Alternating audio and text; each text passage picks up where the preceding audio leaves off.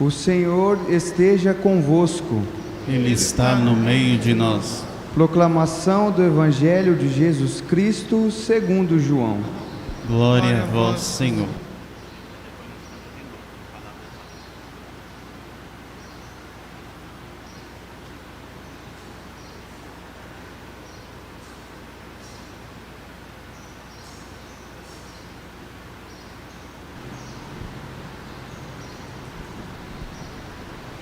Naquele tempo, João estava de novo com 2 de seus discípulos e, vendo Jesus passar, disse: Eis o Cordeiro de Deus. Ouvindo essas palavras, os 2 discípulos seguiram Jesus. Voltando-se para eles e vendo que o estavam seguindo, Jesus perguntou: Que estáis procurando? Eles disseram: Rabi, que quer dizer mestre. Onde moras? Jesus respondeu: Vinde ver. Foram, pois, ver onde ele morava, e nesse dia permaneceram com ele. Era por volta das 4 da tarde. André, irmão de Simão Pedro, era um dos 2 que ouviram as palavras de João e seguiram Jesus. Ele foi encontrar primeiro seu irmão Simão e lhe disse: Encontramos o Messias, que quer dizer Cristo. Então André conduziu Simão a Jesus. Jesus olhou bem para ele e disse: Tu és Simão, filho de João, tu serás chamado Cefas, que quer dizer pedra. Palavra da salvação. Glória a vós, Senhor. Aleluia, aleluia, aleluia,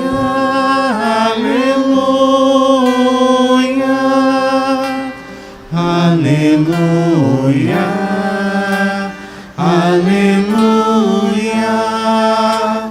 aleluia, aleluia.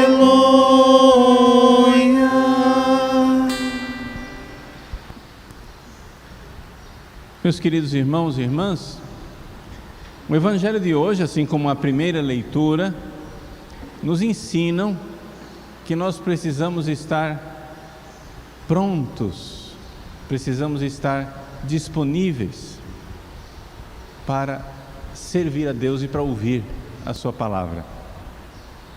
A primeira leitura é impressionante, que o pequeno Samuel, que será o profeta Samuel, não é?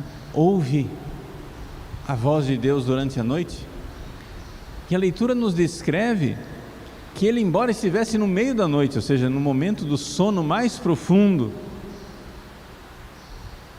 ele acorda e corre para Eli. Ou seja, essa presteza, essa prontidão, a prontidão de ouvir. Você vê claramente que é uma atitude de quem serve o outro, de quem está pronto para servir, não é? Então, quem de nós durante a noite acorda assim? A primeira leitura do livro de Samuel diz claramente: ele correu, ele foi ao encontro de Eli, foi correndo, acordou e pronto, já estava lá, prontidão. E essa prontidão fez com que ele então encontrasse a Deus. Ele foi uma vez, foi 2 vezes, foi 3 vezes, na terceira, aquela famosa frase de Eli, não é?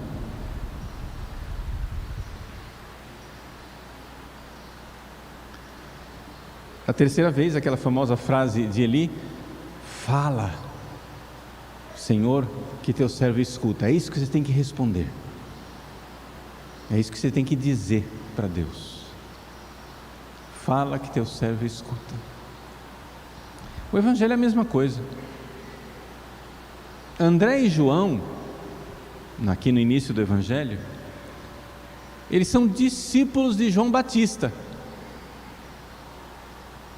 João Batista aponta para Jesus e diz: eis o Cordeiro de Deus. E sem mais, imediatamente, ouvindo essas palavras, os dois discípulos seguiram Jesus. Eles não fizeram uma festa de despedida, dizendo: obrigado, João Batista, nós éramos seus discípulos, agora vamos para Jesus, né? Nada. Rapidez, prontidão, presteza. E eles vão e seguem Jesus. Jesus se volta para trás e diz: o que procurais? Mestre, onde moras? Vinde ver. E eles então ficaram com Jesus.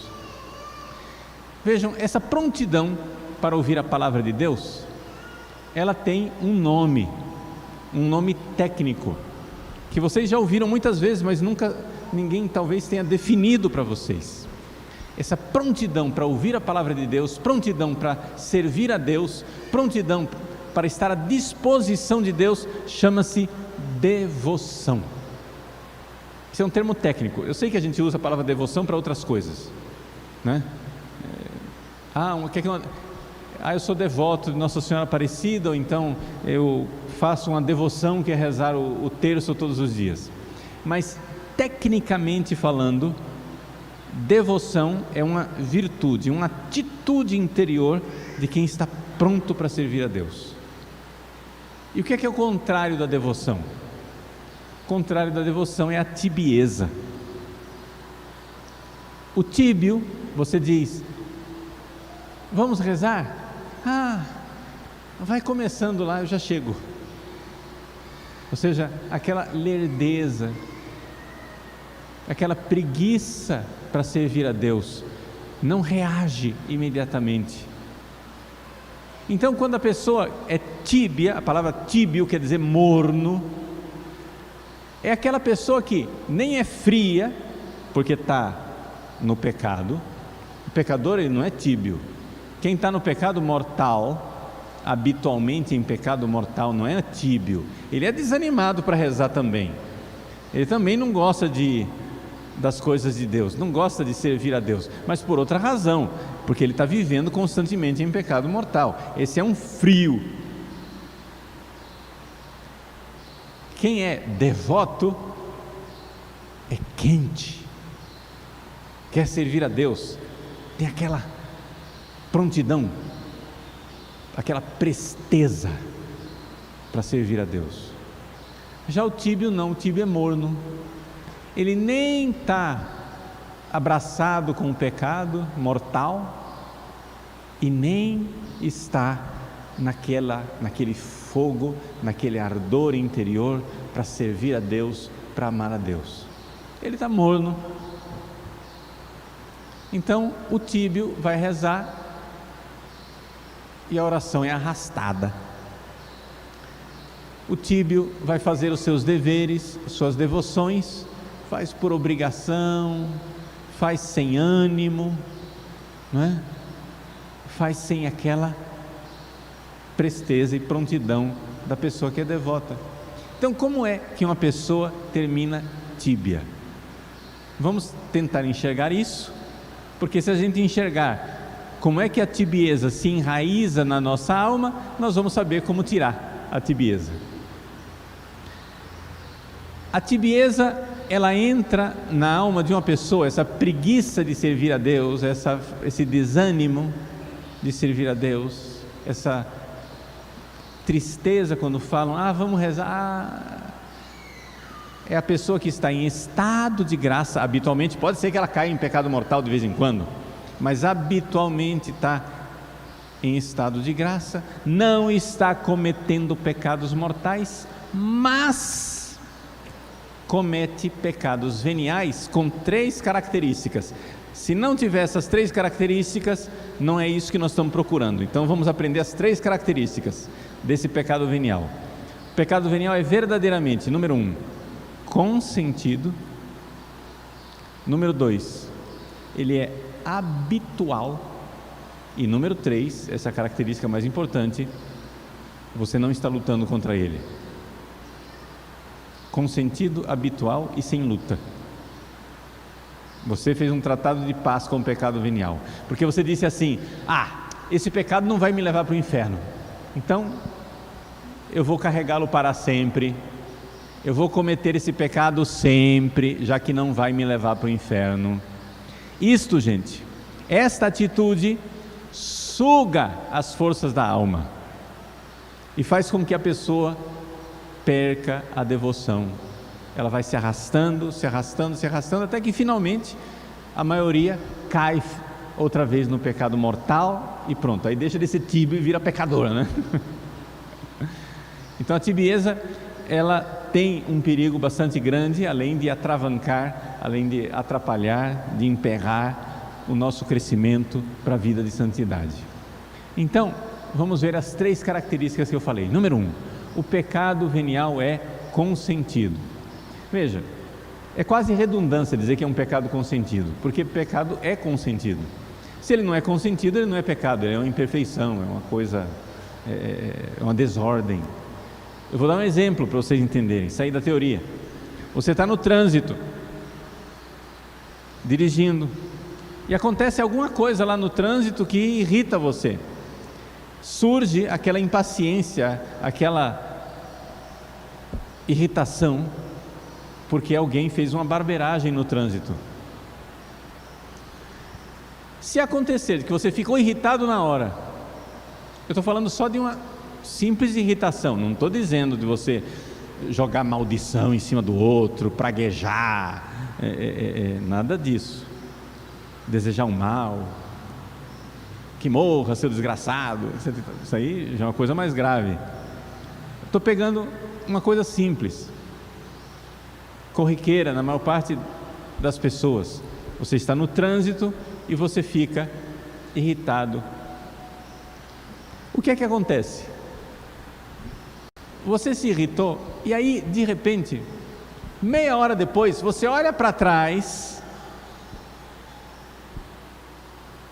vê o que aconteceu e diz: nossa, eu perdi a paciência, que coisa, eu precisava, ter tido mais paciência naquela hora. Veja, quando que veio a advertência? Meia hora depois. Então isso não foi pecado, porque você não foi advertido, não teve. Agora é diferente se, por exemplo, você está no meio do trânsito, no meio daquela irritação, no meio, e a sua consciência diz: olha, tenha calma, Jesus tem paciência com você, você não vai ter paciência com o outro, está errado isso que você está fazendo. E você, advertido pela sua consciência de que você deveria pisar no freio, não do carro, mas da sua irritação, você diz: mas todo mundo se irrita, não tem problema, não vai me levar para o inferno, vou ficar impaciente mesmo assim. Esse pecado venial, consentido, você entendeu que teve um consentimento, porque teve uma advertência, a sua consciência disse: não faça, e você disse: eu vou fazer mesmo assim. Esse pecado, ele foi consentido. Até aqui, isso é um pecado venial. Só para esclarecer, pecados veniais não precisam ser confessados. Se você pedir perdão, está perdoado. Se for sincero, pedir perdão, não precisa levar para a confissão. Se quiser levar para a confissão, pode, não tem problema. Mas é uma confissão devocional. Um pecado venial não leva para o inferno. Um pecado venial, ele é perdoado na absolvição da missa, é perdoado quando você pede perdão, é perdoado quando você comunga. Os pecados veniais, eles podem ser perdoados assim.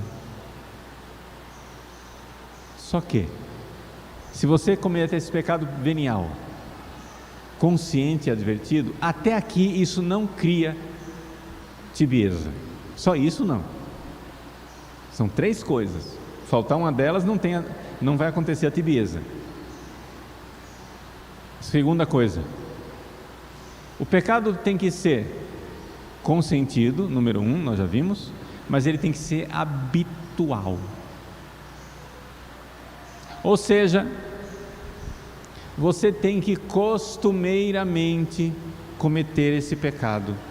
Vem a advertência e você peca mesmo assim. Vem a advertência e você peca mesmo assim. Vem a advertência e você peca mesmo assim. Já virou um hábito. Você, vamos supor que na questão da irritação do trânsito, você já pôs na cabeça que é normal, todo mundo faz, eu vou me irritar, estou nem aí, né? A consciência está dizendo para com isso, e você vai se habituando e se acostuma. Isso se tornou um hábito. E aí vem a terceira coisa, que você tem um movimento interior de que você não vai lutar contra aquilo. Se é um pecado consentido, um pecado, número 2, habitual, mas você, número 3, está lutando contra ele, você está lutando contra a tibieza, não vai se instalar a tibieza, ou você vai sair da tibieza. Mas se você não está lutando, se você chutou o balde e diz, um pecadinho de nada, todo mundo faz, vou fazer também. Meus queridos, não se admire que você então esteja com orações cada vez mais mornas, cada vez mais desanimadas, cada vez mais, digamos assim, saltuárias, porque você tinha aquela devoção diária e um dia sim, um dia não, começa a falhar, né? Cada vez mais pesado, cada vez mais difícil de realizar o ato da devoção. Então vejam o que é que eu estou descrevendo aqui. Ninguém aqui venha, por favor, dizer que o Padre Paulo está ensinando vocês a serem escrupulosos. O escrupuloso é diferente, tá? O escrupuloso, ele pensa no que ele fez no passado e fica inquieto e não consegue julgar se ele pecou ou não pecou. E ele muitas vezes acha que uma coisa que foi leve, foi um pecado leve ou uma imperfeição, ele acha que é um pecado mortal, que ele vai para o inferno. O escrupuloso, ele não consegue se firmar num juízo adequado das coisas. O escrupuloso fica pensando no passado, pensando no passado, pensando no passado, pensando no passado. Eu não estou dizendo isso. Eu estou dizendo que não no passado, na hora que está acontecendo, lute. Não adianta você querer brigar com o passado. O passado eu já estou lhe dizendo, isso é um pecado venial. Se você pedir perdão, está perdoado na hora, não precisa de confissão para pecados veniais. Não tem por que ser escrupuloso. Mas uma coisa é ser escrupuloso, outra coisa é você viver abraçado com uma coisa que você sabe que Deus não quer. Você está abraçado com uma coisa que não vai levar você para o inferno, mas que você sabe que desagrada a Deus. Você sabe que Deus quer que você corrija aquilo. Exemplos de pecados veniais. Por exemplo, pecados de vaidade, geralmente são veniais. Para um pecado de vaidade ser mortal, precisa ser um negócio muito especial. Geralmente os pecados de vaidade que as pessoas cometem no dia a dia são veniais. Mas se a consciência está advertindo e dizendo, para com isso.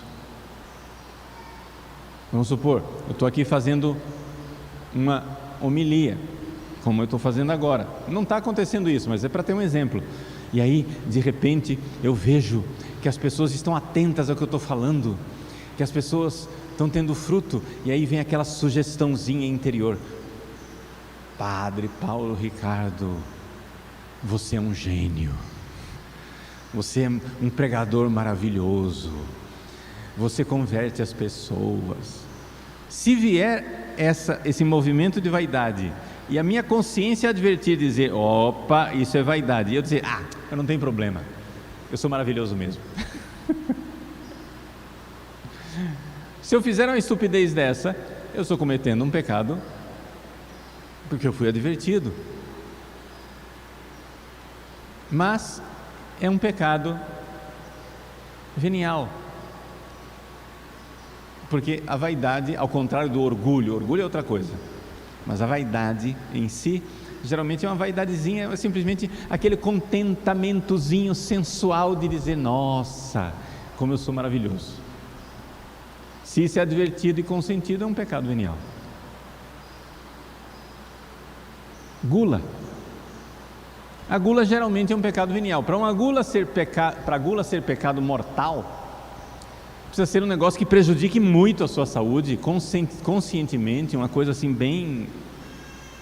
Mas, de uma forma geral, você vai comer, vem aquela advertência, olha, está na hora de parar, não quero saber. Se isso é habitual, isso vai sugando a sua devoção. Preguiça. Uma coisa é você estar fisicamente sem energia, né, porque está cansado, porque, sei lá, tem pressão baixa, porque a sua própria momento que você está vivendo fisicamente, está tudo difícil, você está meio gripadão, sei lá, etc., aquele desânimo físico, tudo bem. Mas, quando você está vendo que tem ali uma coisa que você poderia servir a Deus, que você poderia amar a Deus, que você poderia fazer alguma coisa, vem aquele convite, mas a preguiça diz, não, deixa para lá.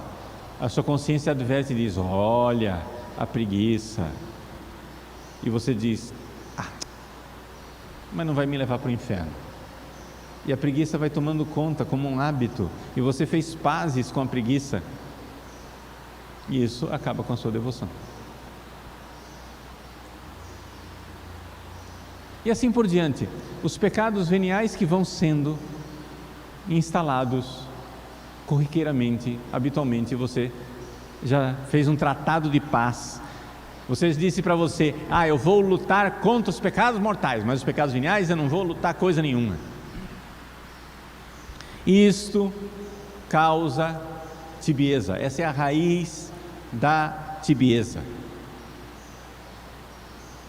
Então, não se espante que as suas orações não são mais como costumavam ser. A pessoa se converteu, estava lá toda devota, né? Fazia aquelas orações cheias de fervor, aquele ardor de amar Jesus, aí de repente foi fazendo as pazes com os pecadinhos corriqueiros do dia a dia, e aí foi caindo na devoção. Vejam, a tibieza em si mesma não vai levar você para o inferno, mas ela vai fazer duas coisas. Se você conseguir a graça de morrer em estado de graça, não em pecado mortal, você vai para o céu, mas a sua glória no céu vai ser bem menor, porque você amou menos a Deus, você serviu menos a Deus. Você não foi um pequeno Samuel da primeira leitura que fala, Senhor, teu servo escuta. Você não foi um São João, um Santo André do Evangelho, eis o Cordeiro de Deus, já vou seguir imediatamente. Prontidão.